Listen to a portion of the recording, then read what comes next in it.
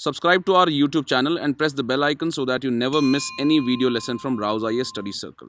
Hello and welcome to Daily News Simplified, an analysis of the Hindu newspaper from UPSC perspective. Today we will discuss the Delhi edition of the Hindu newspaper dated 3rd December 2021, and the articles that we will discuss today are displayed on your screen. So let us start the discussion. This editorial on page number 6 is related to the bill that has been passed by the Lok Sabha, that is known as the Assisted Reproductive Technology Regulation Bill, or the ART Regulation Bill 2020. Now in this line, the Lok Sabha has just passed the Assisted Reproductive Technology Regulation Bill 2020, and it makes provisions for the safe and ethical practice of assisted reproductive technology services in our country. Now, till now, these assisted reproductive technology related services that were being provided in our country were unregulated to an extent, and that is why a comprehensive bill was required in this case. Another feature that is related to the reproductive rights is the surrogacy bill that was introduced in 2019, and it was passed by Lok Sabha in 2019, and it was referred to the Select Committee for further review. In this line, the Select Committee had recommended that, first of all, the Assisted Reproductive Technology Bill should be brought first, and only after that, the provisions related to surrogacy should be regulated in the Surrogacy Regulation Bill. That is why the ART bill has been passed first. Now, both these bills aim to safeguard the reproductive rights and address all the ethical and safety issues related to the reproductive rights in India. And that is why both these bills are very important. However, in this discussion, we will restrict our discussion to only the Assisted Reproductive Technology Bill, which can be a very important aspect for us from the upcoming mains examination perspective. And the points that we discuss here will be important for us from General Studies Paper 2 point of view in the topic social justice. But first of all, let us try and understand what is the difference between surrogacy and assisted reproductive technology. Let us look at these issues first, and then we'll look at what are the different types of ART techniques, and also what are the safeguards that have been provided in this bill, but also what are the issues associated with the ART bill, because any bill can never be a comprehensive bill, and it will always have certain issues that need to be addressed further. So we'll look at all the issues associated with the ART bill after looking at the safeguards that have been included in the present format of the bill. Now, generally, the assisted reproductive techniques are required to those couples who are facing the issue of infertility or any other medical condition, but they still want a child. In that case, such ART techniques can also be deployed by single men or single women to get a child. And this service can also be availed by the LGBT community or the heterosexual couples that live together, plus the live-in couples that live in India. So these are the ones who can avail the service of assisted reproductive technology. In this line, surrogacy is just one form of assisted reproductive technology. And in surrogacy, what happens is that as an infertility treatment, a third woman acts as a surrogate mother because the embryo from a couple is planted into the womb of that third woman. And she is the one who will rear the child and give the birth to the child. But that child will belong to the couple who have utilized the womb of the third woman. So that is what is about surrogacy. However, in case of ART, it is a broad term that is used. Surrogacy is just one part of it. So in ART treatments, these can be availed by commissioning couples themselves, and it is not always necessary that a third person is involved. So the ART techniques or the treatments are also available to the couple themselves. And not necessarily a third person would be involved here, or a third woman would be required to rear an embryo or give childbirth. So that's the basic difference between surrogacy and the ART. Now, what are the techniques that are utilized for assisted reproductive technology? Let us look at these techniques now. Now, if you are aware of the basic biology of reproduction, you all might be aware that the males generate sperms while the women generate eggs. And when these sperms and eggs are combined, they form what is called as embryo. And these embryos then turn into children inside the womb of the women. So we are not getting into the biology, but what are the techniques here? So if we look at the types of assisted reproductive techniques, first one is the assisted insemination with husband's sperm. That is, a sperm from the husband is transferred into the reproductive organs of the woman, including uterus or the fallopian tube. Then there is in vitro fertilization. That is, fertilized eggs are transferred into the uterus or the fallopian tube of the women. Third is gamete intrafallopian transfer. That is, unfertilized eggs and sperms are transferred into one or both fallopian tubes using different techniques. Then there is intracystoplasmic sperm injection. In this, the sperm is injected directly into the egg. And then there are zygote intrafallopian transfer, tubal embryo stage transfer, etc. And all these are utilized as assisted reproductive techniques. So these are the basic techniques. However, the details of these techniques are not very important for us from the examination perspective. But what is important is that how are these assisted reproductive technologies or techniques have been regulated in our country via the ART Bill 2020. Let us look at these provisions now. So if you look at the key provisions of the bill that has been passed by the Lok Sabha, first of all, it defines the assisted reproductive techniques to include all kinds of techniques that seek to obtain a pregnancy by handling the sperm or the oocyte or the immature egg cell of women outside the human body and transferring the gamete or embryo into the reproductive system of a woman. So in all, it regulates or defines all the stages that are involved in the reproduction of a child. Now, these assisted reproductive technique services are provided by the ART clinics, which offer ART related treatments as well as procedures, which are biological procedures that are carried out by professionals. Then there are ART banks where the sperms or the oocytes are stored or supplied. So ART banks are the banks where the sperms or the oocytes are collected and from there on they are supplied. So this is similar to a blood bank that we have. In this case, this particular bill provides for regulation of the ART clinics as well as the ART banks. And the bill provides that every ART clinic or bank must be registered under the National Registry of Banks and Clinics of India. So registry or regulation of these ART clinics and the ART banks have been provided for in the ART Bill 2020. Now, the National Registry is simply to act as a central database with the details of all the ART clinics and the banks in our country. Then a national board has also been created by the ART Bill. And this national board will advise the center on various policy matters related to ART techniques. Secondly, it will review and monitor all the rules and regulations and recommend any changes that are required in the near future. Further, it will set the minimum standards of physical infrastructure, laboratory, or diagnostic equipments, and the expert manpower that can be deployed by these clinics and the banks. Further, state boards will coordinate the implementation of these guidelines that have been created by the national board. So these are the institutional structures that have been created to regulate the ART clinics and the ART banks in India. This brings us to the safeguards that have been provided by the ART bill. Now, first is that the ART bills will ensure that commissioning couples, women, and donors of the gametes are eligible for ART procedures and the donors are medically tested.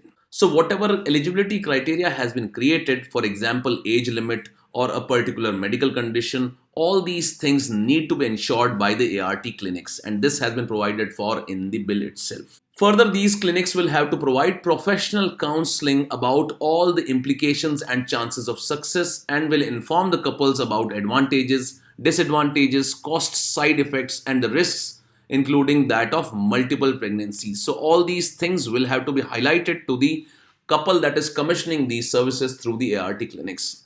Now, in the absence of such regulation, the ART clinics are involved in various unethical practices, and that is why the regulation bill provides for professional counseling, and also it provides that the clinics will have to outline all the implications and the chances of success and also various advantages, disadvantages, costs, side effects, etc. to the couple in advance. Also, in case there is any issue, a grievance redressal cell has to be created by these ART clinics. Further, the procedures can only be conducted if the couples provide a written consent, and that is why the clinic shall not perform any treatment or procedure without the written consent of all the parties that are seeking the ART. Further, it provides for insurance and it mandates an insurance coverage in favor of the oocyte donor by commissioning the couple or woman from an insurance company. And the insurance will provide guarantee of compensation for specified loss, damage, complications, or death of the donor during the process. Further, we all are aware that the predetermination of the child has been banned in India under the PCPNDT Act. And accordingly, the ART bill is also in line with the provisions of the PCPNDT Act, that is, clinics are prohibited from offering to provide a child of predetermined sex.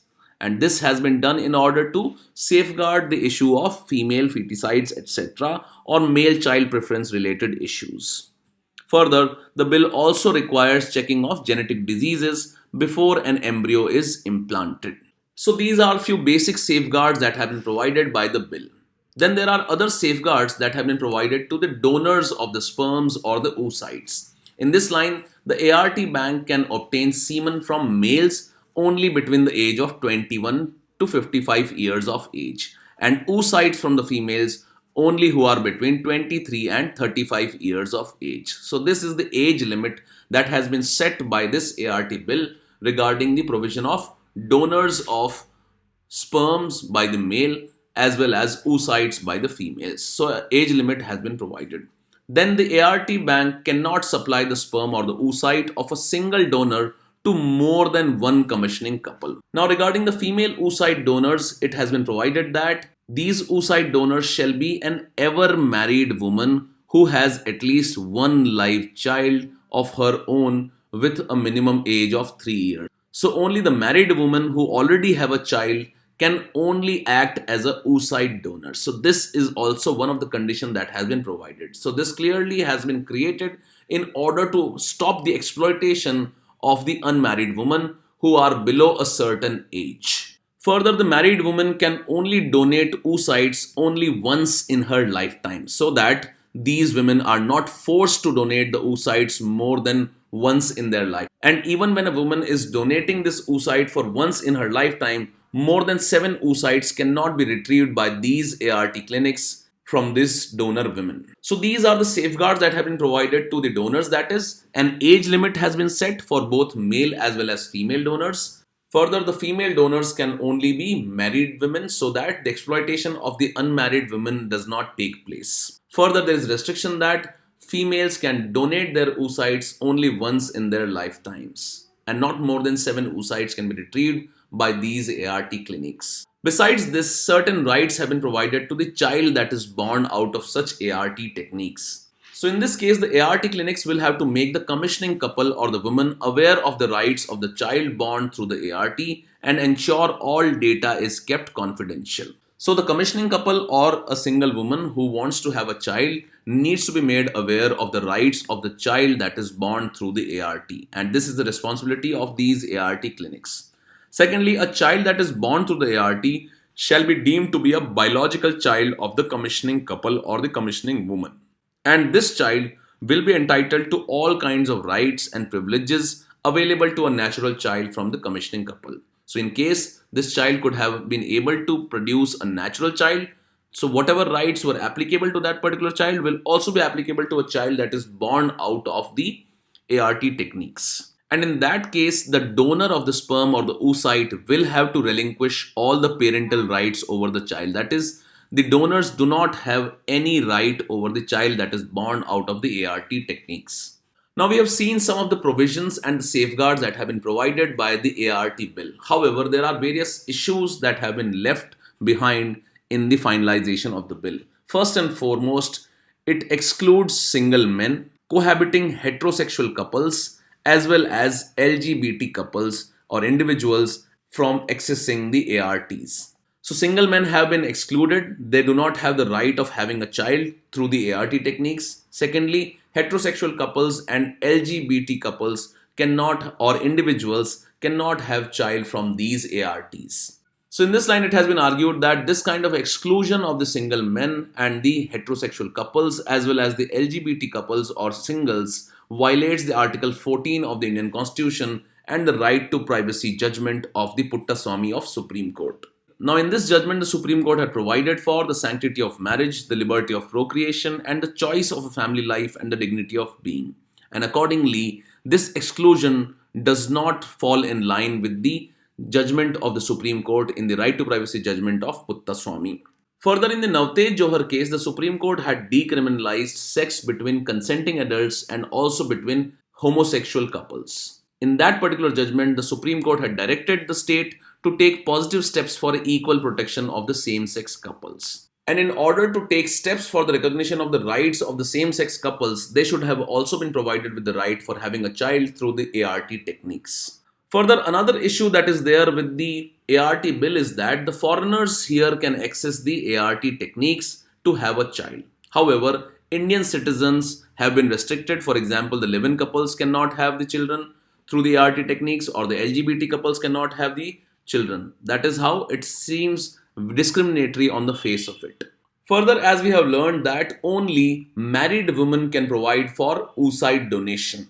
In that case, it has been provided that it seems discriminatory against women because the women can only exercise their right of donating the oocyte only when they have fulfilled their duties to the patriarchal institution of marriage. Further, the bill requires the clinics to maintain a grievance redressal cell. However, this grievance redressal is only one side because it will depend upon the clinic itself, and there is no neutral body which will take care of the grievances of the couple. Further, the ART clinics have been mandated for providing counseling services. However, it has been said that such counseling that will be provided by the ART clinics will not be sufficient, and such mandatory counseling services should be independent of the ART clinics, because that will be a conflict of interest if the same clinic is providing these counseling services as well, because the main purpose of the ART clinics is to earn profit and they can involve themselves into unethical practices. So there is no check or balance on these counseling services or the grievance redressal mechanism that has been created by the ART clinics. And last but not the least, it fails to take into account the donor's right, although few rights have been recognized of the donors, but there are various issues with the donor's rights. First is that the bill requires an egg donor's written consent, but does not provide for her counseling or the ability to withdraw her consent before or during the procedure. We have seen that there is provision for counseling of the couple which commissions these ART techniques, but such counseling has not been provided for the donor men or donor women. Now, although insurance has been provided for donor men as well as donor women, however, the donor men and women do not receive any compensation or reimbursement of the expenses for the loss of salary, time, or effort that is required during the process of donation. So, it does not take into account these factors. And finally, although insurance has been provided, but exact amount or what would be the duration has not been clearly specified in the bill itself. So these are various issues associated with the ART bill, and there were certain safeguards that we saw that are related to ART bill. And there can be a very simple question in the mains examination regarding the features or the safeguards that have been provided for in the ART bill and what are the various associated issues. So let us take up this practice question, which you can answer using the points that we have discussed in this video. So if you look at the questions that have been asked by the UPSC in the previous year, this was the question that was asked in 2017, and this was regarding the Right of the Persons with Disabilities Act 2016. So similarly, this bill is right now being discussed, and accordingly a similar question can be asked in the upcoming mains examination. That is why you need to practice this particular question, and the points that we have discussed can be used in writing answer for this particular question. With this, let's take up the next news article now. This article on page number 6 contrasts two of the biggest revolutions that have taken place in India in the agricultural sector. First is about the Green Revolution and second one is the White Revolution or the Amul Revolution as it is said. In this line, it has been argued by this article that the Milk Revolution or the White Revolution, which was created because of the Operation Flood, has promoted economic democracy at the grassroots level, and it takes us closer to our vision of inclusive growth. However, the Green Revolution has not yielded such similar results, and it has led to creation of various issues like regional disparity, etc. In this regard, let us first try and contrast the successes and the failures of the White Revolution with that of Green Revolution. And after that, we'll look at what were the strategies that were adopted for both the White Revolution as well as the Green Revolution, which yielded these different results. And after that, we will look at the farm producer organizations that are now being seen as a game changer in the field of agriculture. So let us look at all these aspects. They can be very important for us from the mains examination perspective. Now, White Revolution or the Amul Revolution is sometimes seen as one of the most democratic revolutions or movement that has taken place in India.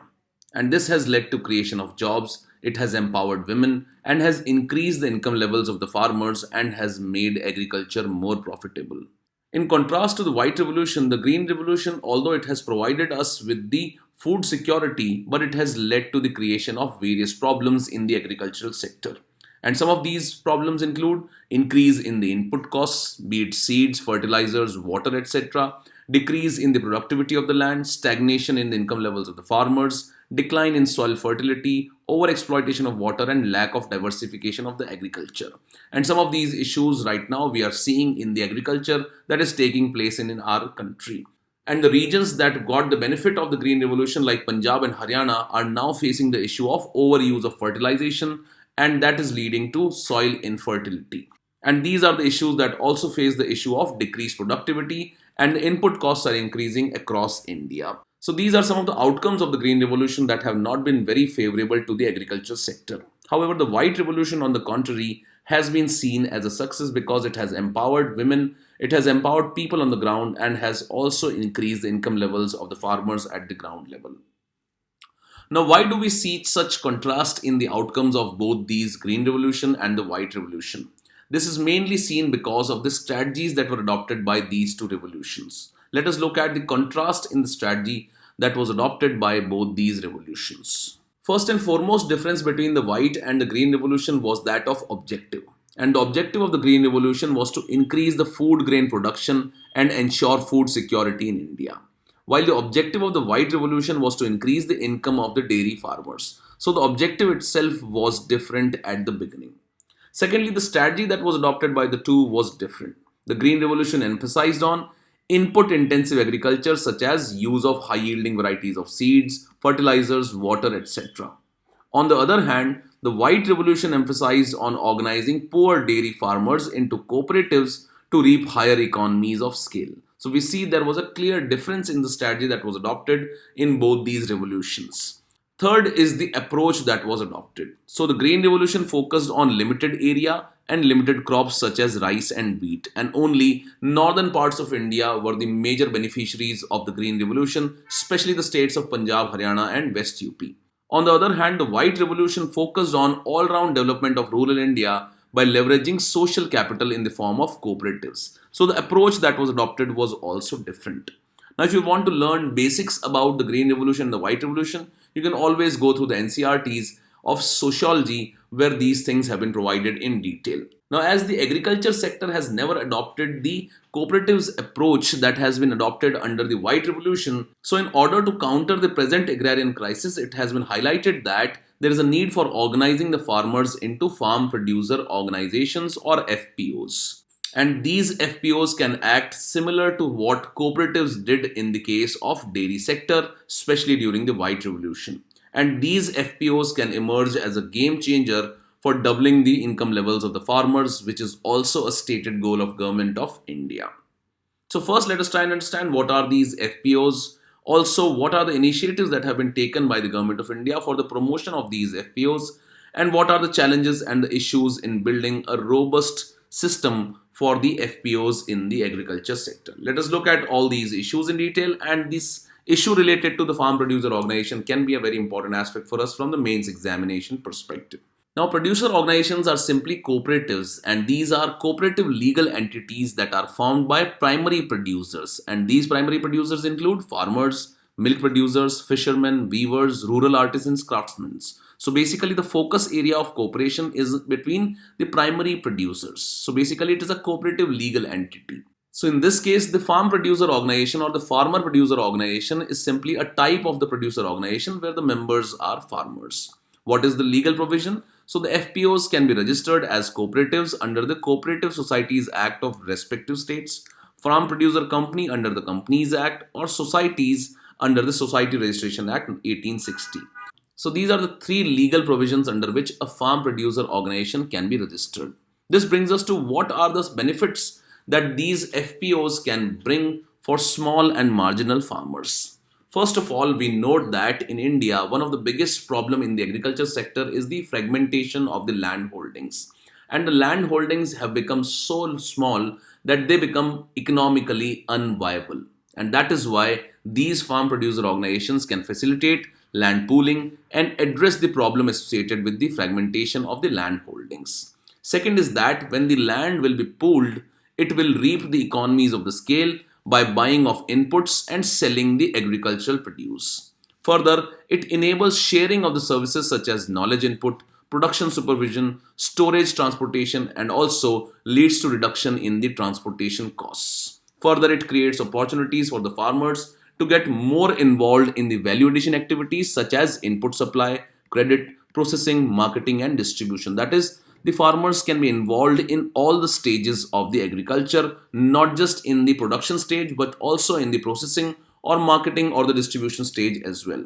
Further, it will provide interface between farmers as well as global market, and this will enable them to export the commodities. Also, it will provide opportunities for accessing capital, and it will also help the farmers in managing risks through diversification of crops, because this will act as a body which will be providing the knowledge sharing to the farmers. And finally, similar to what the cooperatives did in case of white revolution, the farm producer organizations can promote economic democracy at the grassroots level.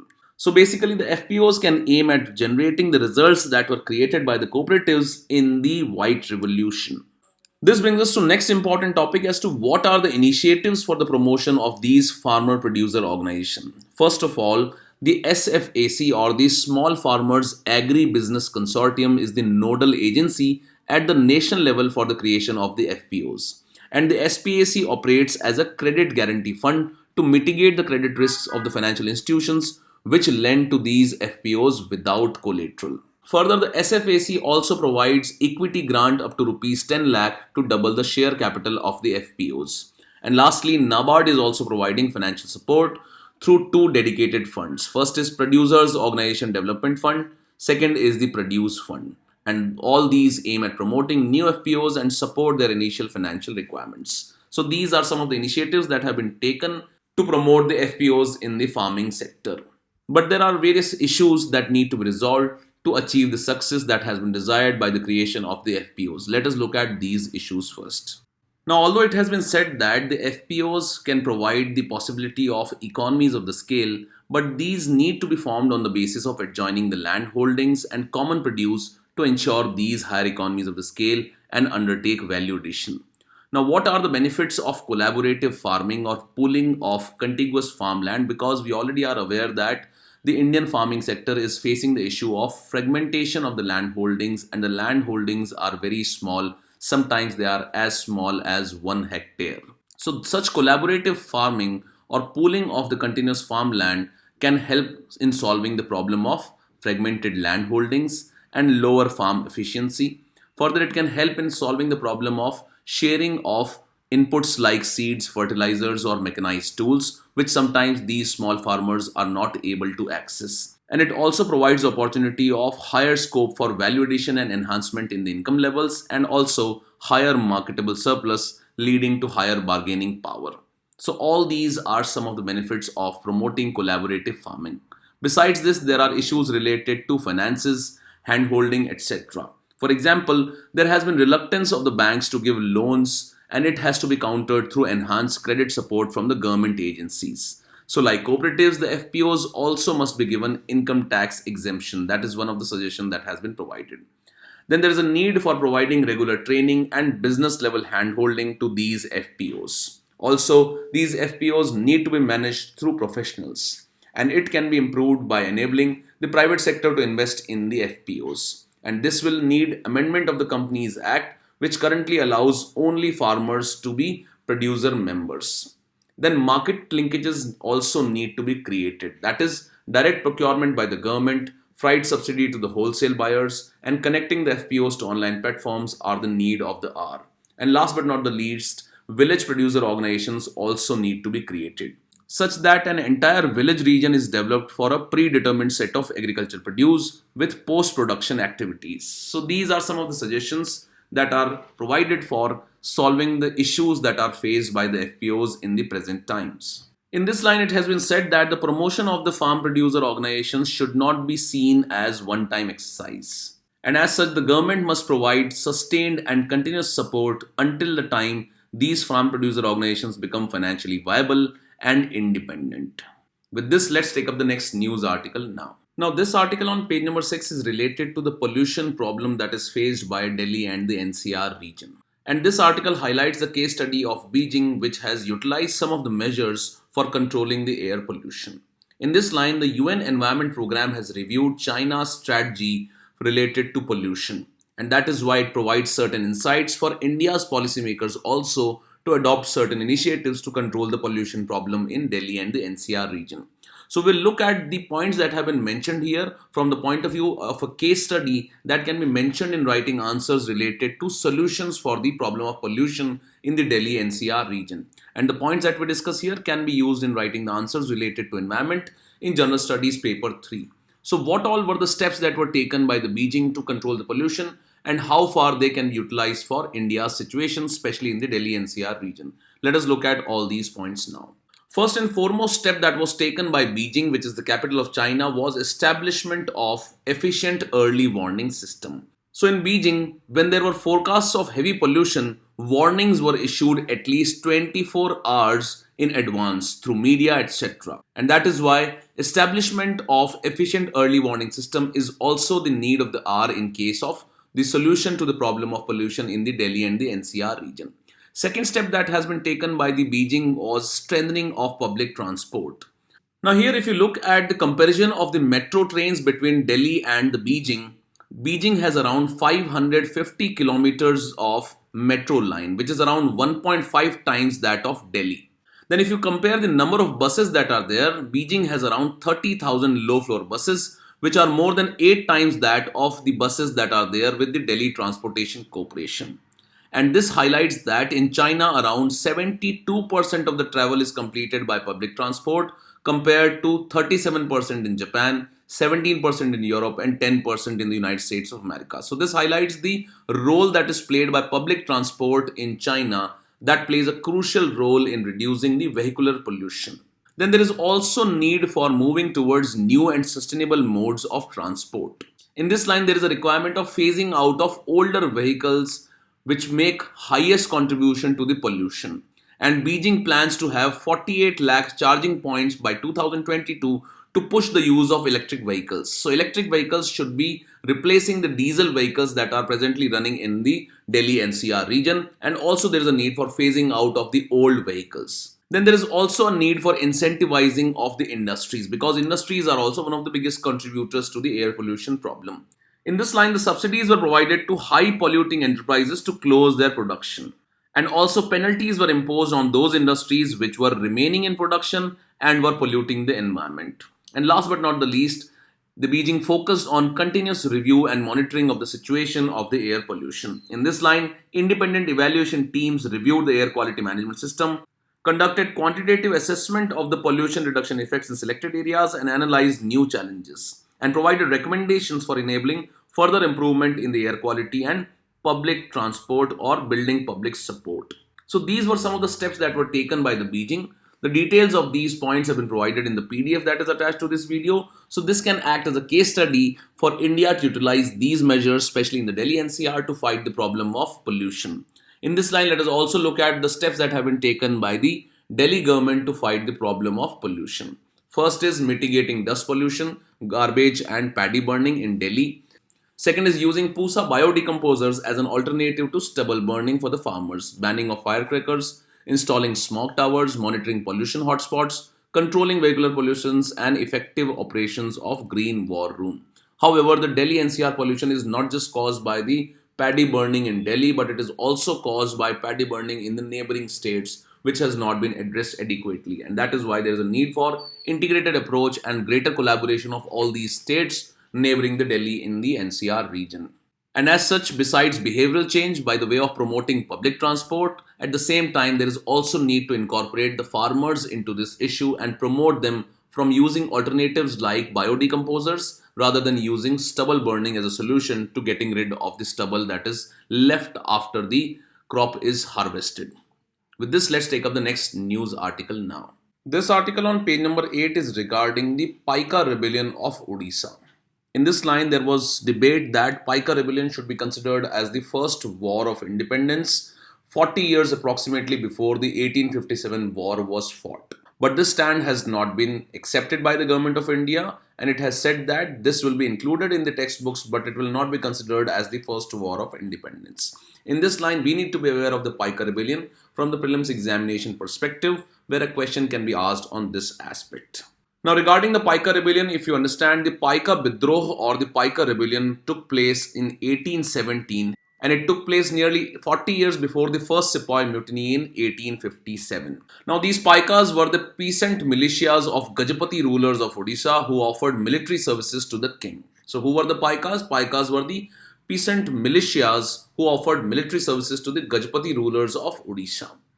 Now, British entered Odisha through the East India Company and dethroned the king Khurda Raj Mukund Deva in 1803.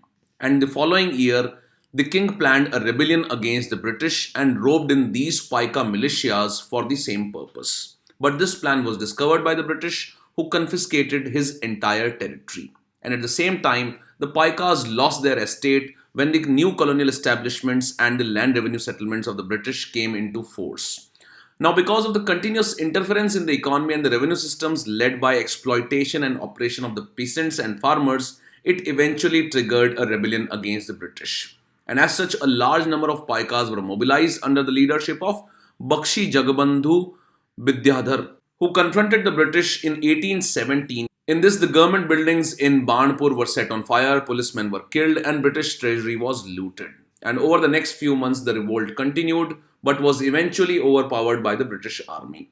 And the leader of the revolt, Vidyadhar, was imprisoned in 1825 and he died in jail after 4 years. So this is about the Paika rebellion. Who were the Paikas? Who was the leader? And how did the rebellion begin? Can be important aspects for us from the prelims examination perspective. Besides the articles that we have discussed today, there are two other important articles that we need to understand. And the first article is on page number 7, and that is related to population control policies that are deployed by the government. In this regard, we have discussed the various issues associated with the population policies and what are the important concerns regarding this in the DNS of 12 July 2021. So in today's description, you will find a link to this video. You can go through this video and understand the various aspects of population policy and what are the associated issues. Second article that is important is on the text and the context page, and it is about the confrontation between Ukraine and Russia. And this issue has also been discussed in detail in the DNS of 19th May 2021. So again, a link for this video will be provided in the description today. With this, we conclude today's discussion, and this is the question for the day.